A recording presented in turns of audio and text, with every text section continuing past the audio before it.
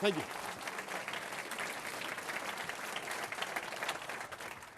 Every British Prime Minister, every Foreign Secretary comes into office, I think in the last 10 years or so, thinking that they can have a reset, thinking that they can have a normalisation. I think it goes for Dave, it goes for every Prime Minister, thinking that they can turn things around. It certainly went for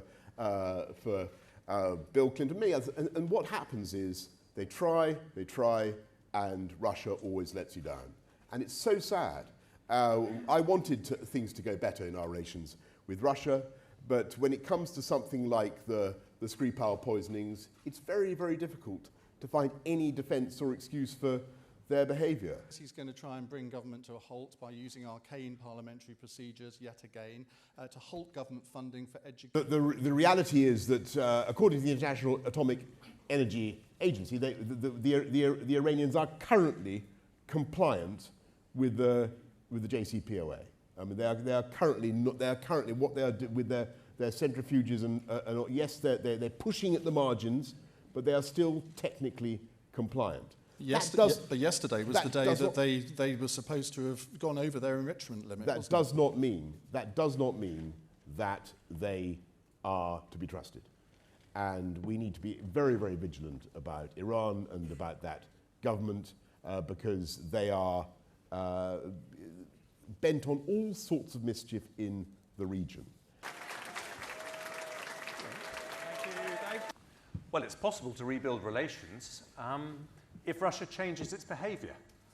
But last year, Russia used chemical weapons on British soil in Salisbury, leading to the death of a British citizen.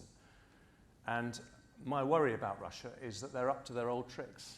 And you know, my dad was in the Navy, and thanks to that generation, we won the Cold War because they never took peace for granted. And that's why I said that I will increase the proportion of our GDP that we spend on defence, because at the point of Brexit, I want people like Vladimir Putin to know that Britain, the country that has always stood up for democratic values, always understood the security necessary to protect those values, at the point of Brexit, Britain is here, Britain's back, and our voice is going to be strong. Now, in the Sun this morning, there's a story that says that Jamie Oliver has persuaded Number 10 to insert a nuclear... There are things happening in other parts of the world that could tip us into a global world war if we get them wrong. And your question about inspections, I am confident that we have a system in place for inspecting Iran's nuclear facilities. It's done by the International Atomic Energy Authority. But fundamentally, you're right.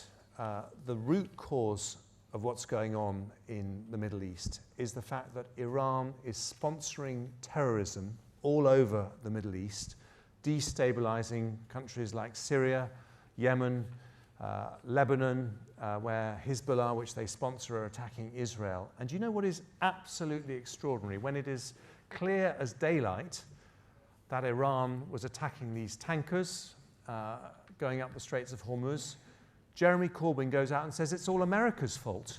And what does that say about how dangerous this man would be if he was ever allowed to get into Number 10? He can't even tell the difference between right and wrong in something as simple as that. Thank you very much. Thank you.